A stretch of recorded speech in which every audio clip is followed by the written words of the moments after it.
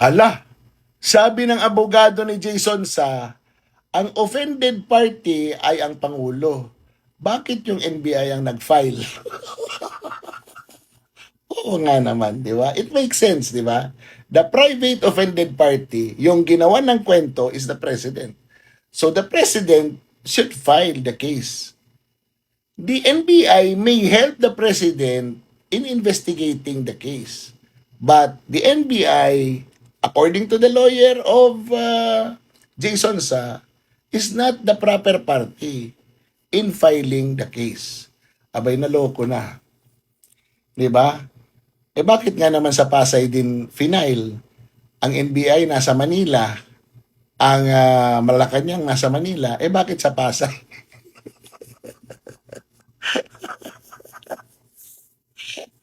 Parang nakakaduda. Mahirap, no?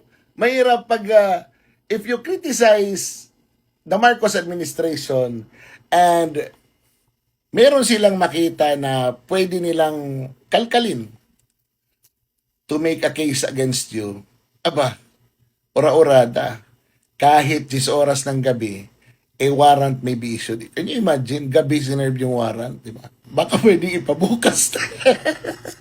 Hindi naman, hindi naman ganun ka-serious, di ba? Ang gusto lang talaga ipatulugin sa loob ng bilangguan.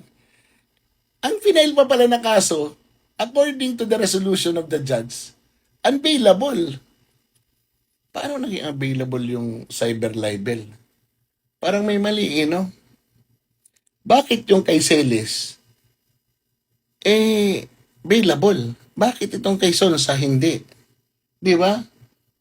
May kinalaman ba ito sa gravity ng kanilang sinabi o alam mo, nakakalito na yung hustisya dito sa Pilipinas. Nung magkita kami ni John Abinis, tinanong ko siya ano nangyari sa kaso? Ayan, naghihiring sila ni General Torre sa Cebu.